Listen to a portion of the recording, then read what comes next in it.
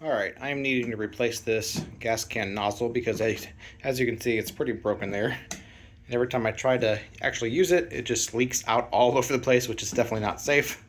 So I bought this gas can sprout replacement, a long nozzle, and several of these connectors.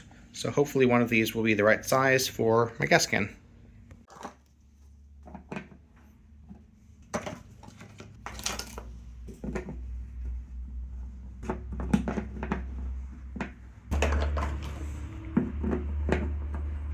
Actually, it looks like they're all the right size, and that the only difference between them is that some of them are taller than others,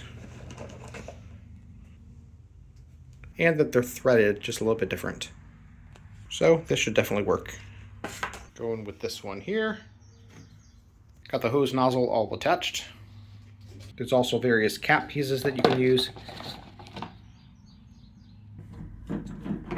So I'm going to fill up the gas tank on the mower and see if this does the job.